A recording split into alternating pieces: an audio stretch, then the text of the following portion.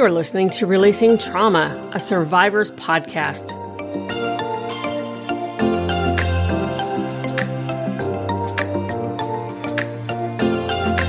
And now here's your host, Tracy Osborne. Hey, everybody. Welcome back to the show. We have a wonderful guest today, and I'm really excited to share her with you and have her share her story.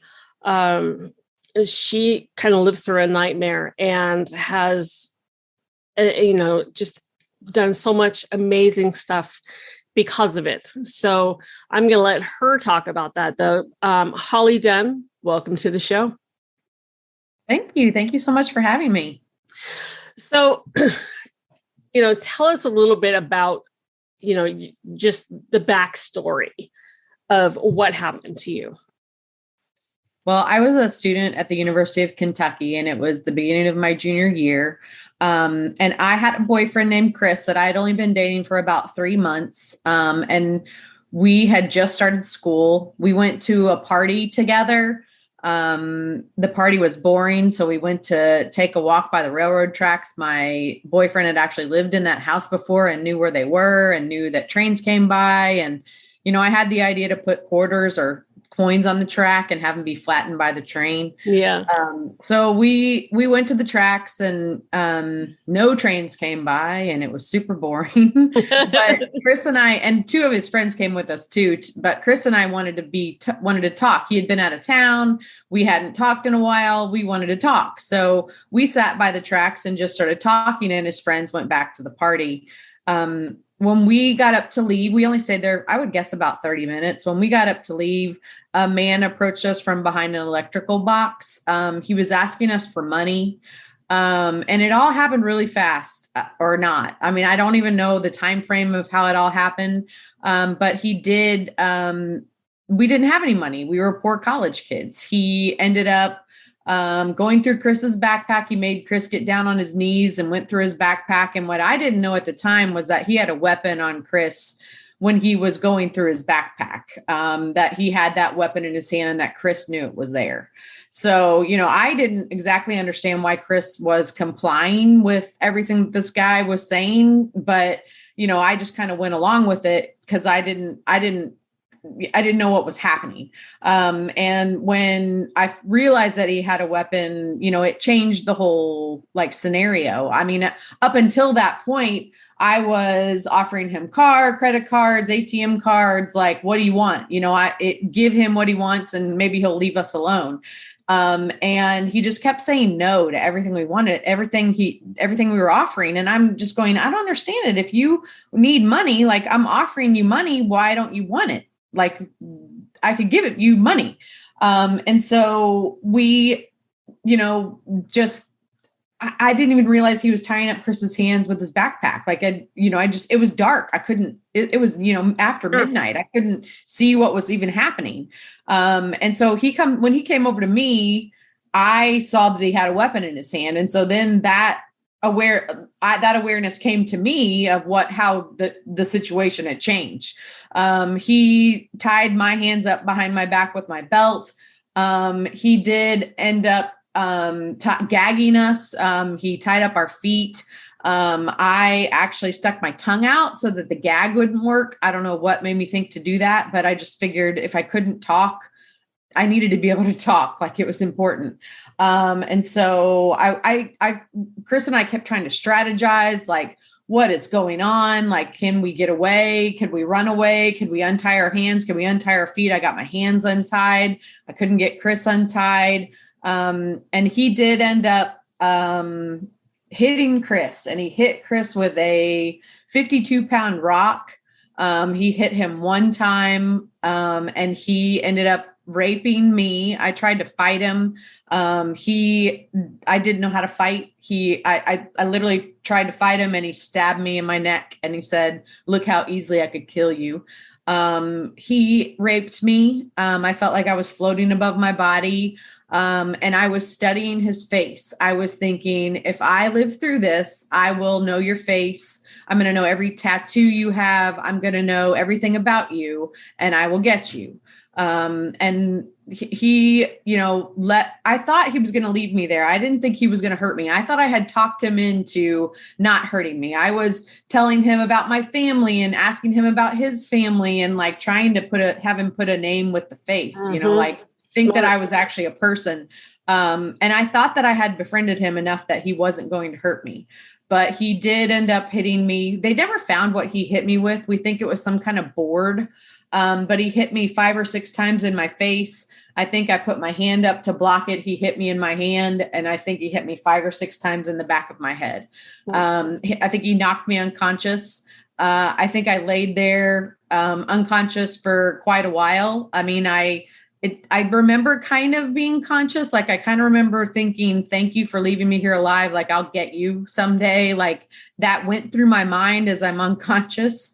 But I think I laid there for a while and I got up to get help. I don't even remember walking to the house where I got help. I don't remember anything. I don't remember being hit. I mean, my mind has completely blocked all that out. I don't even remember walking to the house where I went to get help. I do remember the house where I went to get help, the TV was on. And I think that's why I chose the house. And this was like 2 something in the morning. So, I mean, I'm nothing is lit up. I choose this house because the TV's on and I didn't knock on the door. I didn't ring a doorbell. I just walked into this person's house. Their front door was open and I literally opened the screen door and walked into this person's house. They were a little frightened by me. I think I was covered in blood and, they didn't know. And I've talked to him since this time, but he didn't know if I was going to hurt him, if, there was somebody after me, if they were going to be coming in after me, like he didn't know what was happening.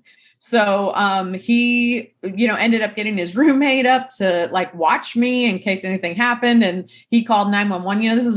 This is before cell phones. Like we had landlines. This was 1997, So, he went to the kitchen to call 911 and, I got rushed to the hospital. And then, from that point on, I think, it started my healing journey. Like I knew from the moment that I got to the hospital and I was going to be okay, that, I had to do something. I had to choose to, first of all, heal. I think I really needed to heal physically. I had a broken jaw, a broken eye socket, and I had all those cuts in the back of my head. So I had to have surgery on my jaw and, I had to heal physically and I knew that. And I don't know, my mind kind of let me deal with things as I could. So I knew I needed to heal physically first. Then I kind of dealt with Chris dying because I didn't get to go to his funeral. He died at the scene and I didn't get to go to his funeral. And so I kind of dealt with Chris dying while I was still in the hospital, and his friends brought me mementos from the funeral. And, I kind of dealt with Chris dying. And, and that's in the immediate, that's what I did. I healed from what I could at that point, healed from those things. And then I didn't even think about anything else because I just was healing from those things. And however long that was going to take me to heal from those things, it's like my mind said, don't even deal with anything else. Just do what you can when you can. And so, I think in the hospital is when I said, I'm going to live my life, and I gotta live for Chris, and I'm gotta live the best I can for both of us. So, excuse me. I mean, that is so absolutely amazingly strong to be able to think that way, because not too many survivors of an attack like that, I think, would have those immediate thoughts. I think, just from my studies, most often when they're fresh out of the trauma, it's the whole, why me, the whole victim thing, and just trying to, process it and wrap their heads around it. So the fact that you were able to, even during the attack, have the foresight, I'm going to memorize your face, I'm going to memorize everything about you, is, that's, it's so just interesting. amazing. I was 20 years old, right? I mean, Yeah. I wasn't very old. And I get asked now, like when I speak to different groups, they say, did you have hostage training, at some Exactly. point? Like what made you do those things? And I'm like, I have no idea. I don't know if it's from watching television and learning things. I don't know. I'd never taken any self-defense classes. Obviously, I couldn't fight him, but I don't know where those instincts came from. I'm sure they were influenced in me at some point, but I don't know exactly where they came from. Yeah. Well, however they came to you, it's a wonderful thing that they did. For sure. Yeah. And I mean, don't get me wrong. I did go through the why me. Oh yeah. I went through all that. It just wasn't, to get to that. Yeah. It wasn't at the beginning. It's like that happened later. And, I did go through that. I think I kind of just did it, maybe not in the order of how most people do it, which I'm not surprised. My life, I pretty much do things my own way. So I'm kind of not surprised. But that I think I did that. I just did it later. And so I kind of went through the stages a little, maybe out of order. Which, honestly, the stages of grief and everything, there is no set order. They're written in an order, but that's not how they work. You go through every stage differently. Some more than once, some multiples together, so you went through it the way you needed to go through it in order to get through your ordeal. So yeah, when I talk about, I say I had a very unconventional approach to healing because I think the way that I have healed and gotten to where I am today wasn't what you might have expected.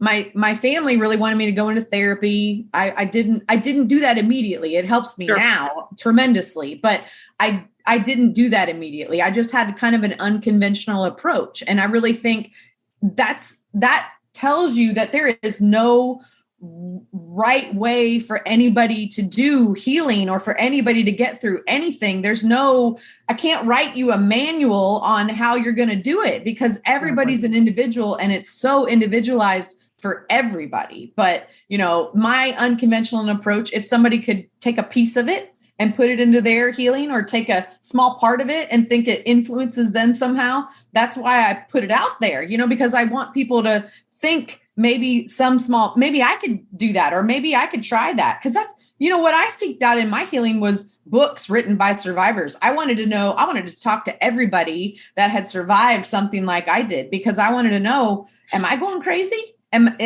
Is this normal? Like, am I absolutely out of my mind? Because I don't think I am, but I'm feeling crazy. And is this because of what happened to me, or am I literally going crazy? And, I needed people that had been through it to tell me, there's just such power in people that know what you're going through. And we know that in all aspects of life. That's in anything we do, that there is a power in other people that know what you're going through. It feels like it's okay. Absolutely. It's, you can take solace in it. It's comforting to know that, number one, you're not alone. And, that what you're feeling, thinking, doing is actually okay. And it's normal. I know I went through this when I lost my husband, completely different kind of trauma, but I was able to connect with people who had been through that and they got it. Whereas when I tried to connect with people who hadn't had that kind of a loss, they didn't understand and they couldn't relate. Along the same lines of, I've never been through something like you went through. I can't really relate and say, well, yeah, everything you went through is normal. Because I haven't actually been through it. Now, because of my trauma background and my studies and everything, I can understand, but I can't totally get it. So, having that support system and being able to reach out to people who've been there, I'm sure was very instrumental in your healing journey.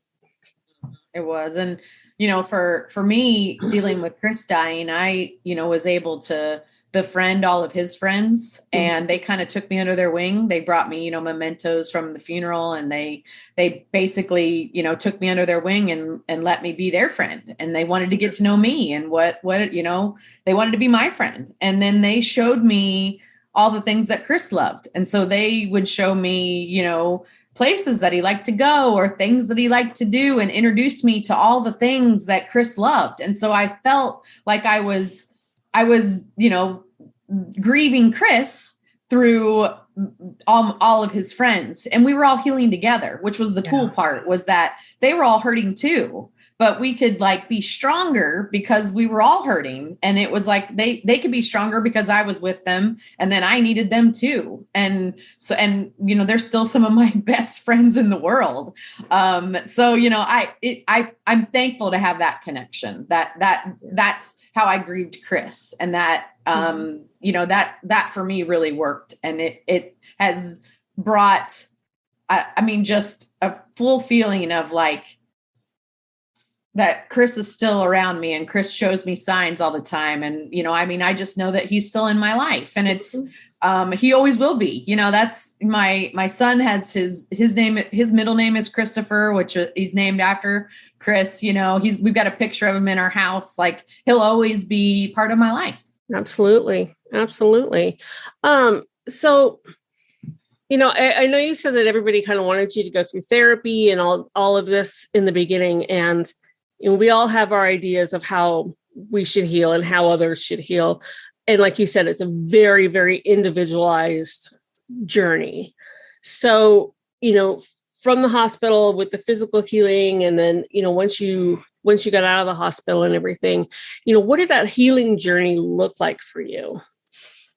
Well, I only was home for about a month. My mouth was wired shut, so I drank everything through a straw. But I was only home for about a month. And as soon as they put rubber bands on my teeth instead of the wires, and I could open my mouth just a centimeter to get a straw in, I went back to school. And, I'm a parent now. I can't imagine how hard that was on my parents.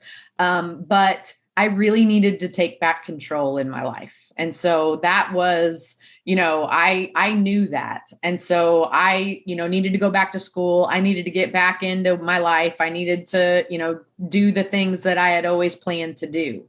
I had hard times in doing that. It wasn't always perfect, but that was what I needed to do.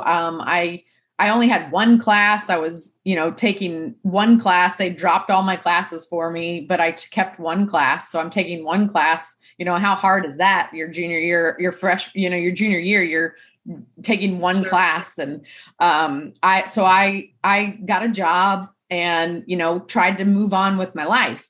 I actually met a man that, was pretty awesome when I was working. I met him about 3 months after the attack, and we didn't start dating really at first, but we knew we liked each other. And, I felt kind of broken. I didn't know if I could even like anybody or be in a relationship, I think a big difference in what I went through and what other victims go through is that my sexual assault was a stranger. And I think it was easier for me to differentiate intimacy and an attack. I think it's harder when it's a date rape or when it's somebody, that blurs the lines more. I think for me, it was, this is an attack and this is bad. And then this is intimacy and this is a good thing. It was more black and white and not gray. I think much more black and white for me. But I met a guy and, life started being really great again. And, I was hanging out with friends and I was in college and, it was wonderful. And then the year anniversary of the attack came up and it was awful. I had not dealt with being raped yet. I had literally just gone on with my life and was being being the strong, courageous woman that everybody thought I was just moving along. And then this anniversary comes up and I just didn't even know what to do. I was like, I don't even know how to be. I don't know I don't know how to do this. And so I got really scared because I was afraid I was going to like develop some negative coping skills, like who knows? Because you don't want to be feeling it. So you're going to drink alcohol or, do something to not feel it. And so I started to like research what I needed to do because I'm kind of that kind of person that I like to research things and look things up. Yeah. So I started to look up like what is wrong with me, like I'm starting to not want to go to class. I want to break up with my boyfriend. Like I don't want to be around anybody. Like what is wrong with me? And, I started to realize that I needed to deal with the rape. And so I did break up with my boyfriend. I did, I think I stayed in school. I kept my classes, but I joined a support group. And that was huge in my healing. The support group was at a rape crisis center. And, they showed me that I was using humor as a defense mechanism, which I'm really good at. And I'm still really good at it. But, it was how I could talk to people. I mean, I needed them to be normal with me. And the only way I could do it is if I made them laugh and they knew that I was okay.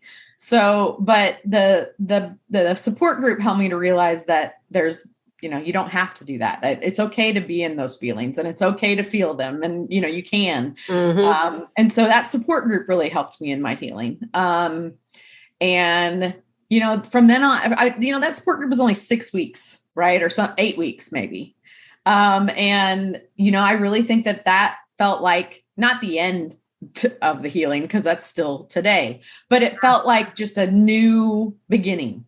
It felt like, I was like, wow, okay, I can make it again, like it just rejuvenated me in my healing. And I like tried to get back together with that boyfriend and he didn't want anything to do with me, but like I had all these dreams and aspirations. I was going to graduate from college. It took me 5 years, but I did graduate from college and I was going to work and I had a big plan for my life. And that guy that I met back in 1997, right after the attack, is actually my husband now. So he was meant to be. We had some breakups and some hard times, but literally he's been with me in my healing journey the whole way through. I mean, he was there in the beginning. I remember I cried on his shoulder. I would just cry like for hours at a time. And he didn't know why. He just let me cry. Like, he's just like, I have no idea what you're going through, but you do what you need to do. You cry, you do whatever you need to do. And so, yeah, he's a pretty great guy. He's been through it all with me. Good man. He's a good man. I'm so glad. That's awesome. So, okay. So let's talk a little bit about your attacker and, what happened with him afterwards. How did that transpire? Did he get arrested? Were you able to, have that control and kind of closure of seeing him put behind bars, or, what happened there? So, I think that's a big part of closure. I think, I had my day in court. My attacker ended up being a serial killer. He ended up killing 15 people in 6 states. And, it got enormous. It became this enormous thing, but I knew that when he surrendered, because he ended up surrendering in Texas. And we only knew who he was after 2 years because of DNA and because of fingerprints are what led us to him, because we didn't even have any fingerprints. We only had DNA. So it was the DNA at another case where they had fingerprints, and we had the DNA, and the DNA matched, and then we knew with the fingerprints who it was. Gotcha. And so we all of a sudden had a suspect. I had to leave the country. I went to England and went to school when they figured out that when they knew who he was, that when they had said his name and knew who he was, I got scared out of my mind. I literally had to leave the country. Like I could not be here. I was so scared. But they had a manhunt for him. He was on the FBI's 10 most wanted list, like ahead of Osama bin Laden at one point. I mean, it's pretty amazing. And so he surrendered in Texas, and, and then I had to testify at his trial. The trial was absolutely one of the hardest days of my life. I went to Houston, Texas to testify and had a nervous breakdown the night before. I was screaming and woke up screaming and crying. And if my family hadn't been there, I don't know if I could have gone through with it. But I did. And my attacker was first found sane. So he had that first part of his trial where if he's insane or sane, and he was found sane. And then I testified during the penalty phase, where it's either death penalty or life in jail. And so once he was found sane and guilty, that was sane and guilty. Right. Then it was, the penalty phase. And so I testified during the penalty phase. And I only know now because a juror wrote a book that they were sequestered for over 3 months. And like, I used a door in the courtroom that only that jury had used for 3 months. So they were like, who is this person using our door? Like this is an important person if she's using our door. Right. And so I only know that now, but he actually said in his book that, I was the deciding factor in it because he didn't believe in the death penalty.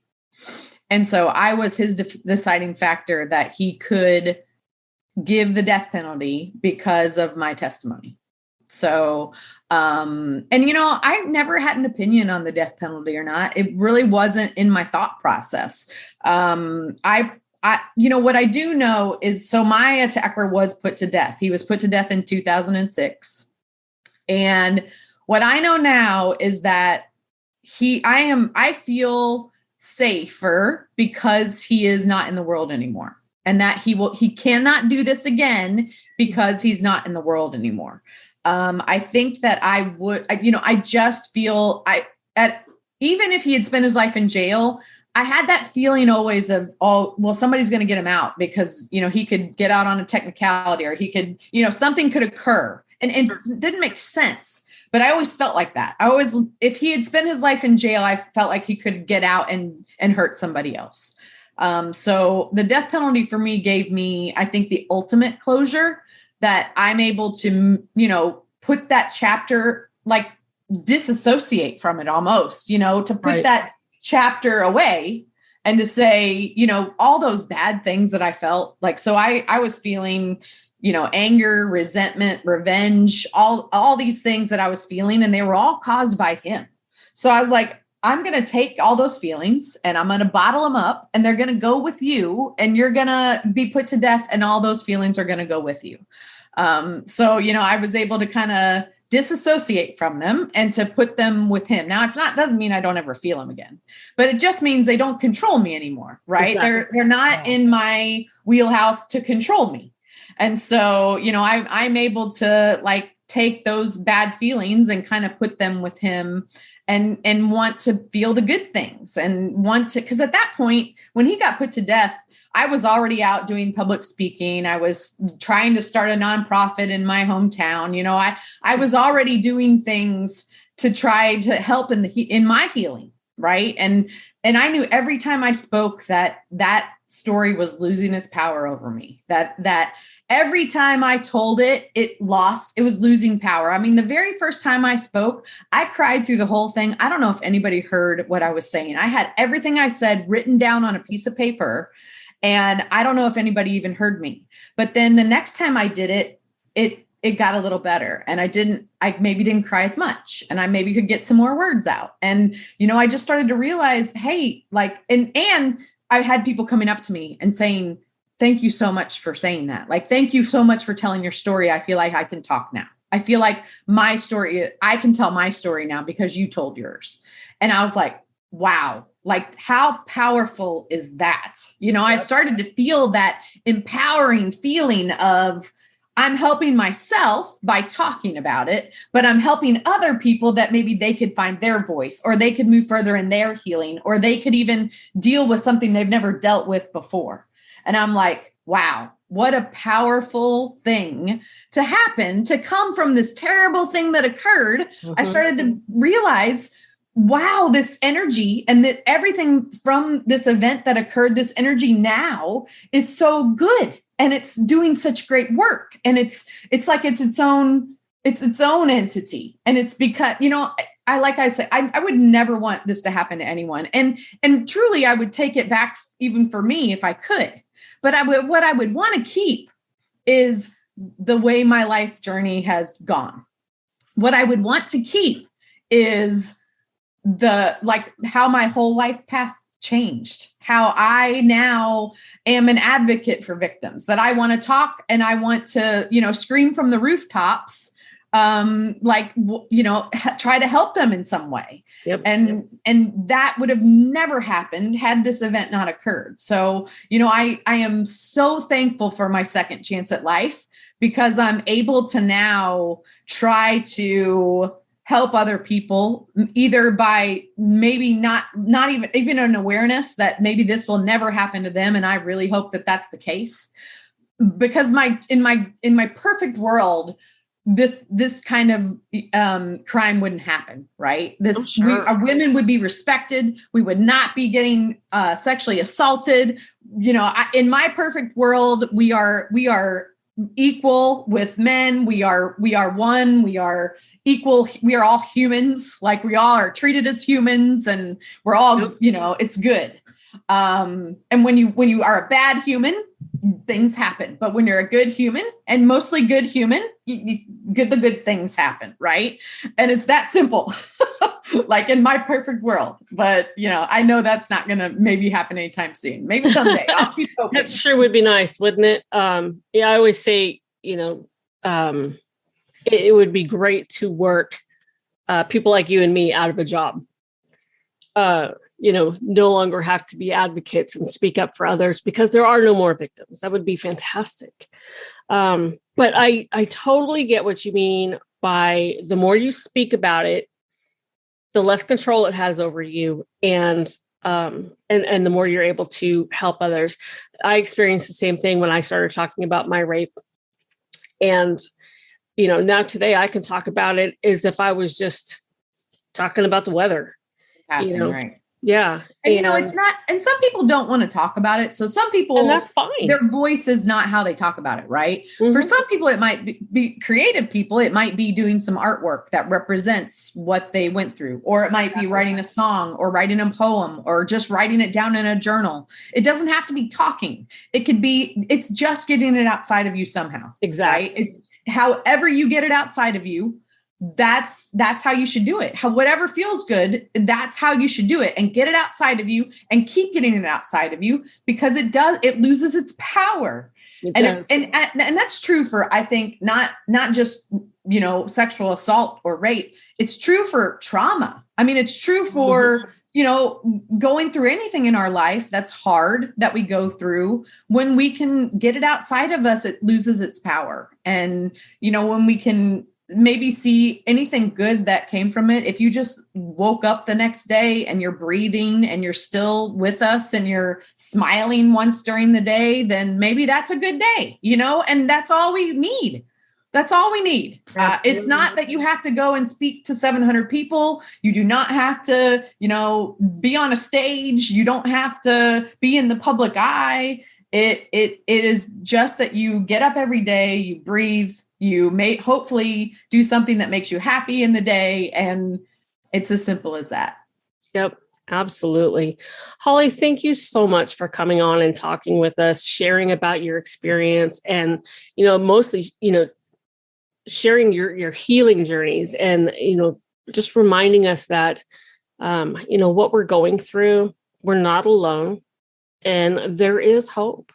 There is life after trauma. There is. So. And I'd love people to check out my book, check out my social media stuff. I mean, I love to connect with people that need to even ask me questions or know anything. I love to connect with people and to try to help them in any way I can. So, Absolutely. I would appreciate putting that out there too. You bet. I was just going to say, just like I always do at the end of the show, listeners, you know the drill. I will have all of Holly's contact information in the show notes, the link to her website, her book, all her social media, all of that. If you go to releasingtraumapodcast.com and pull up Holly's episode, everything will be there for you so you can reach out to her. And as always, thank you for listening. If you're listening from one of the apps, Apple, iHeart, whatever it may be, give us a like, make sure you subscribe, and we'll talk to you in the next show. Thanks for tuning in. Be sure you hit subscribe on your favorite podcast platform so you don't miss a show. Be sure to check us out on our new socials on Facebook, Twitter, and Instagram.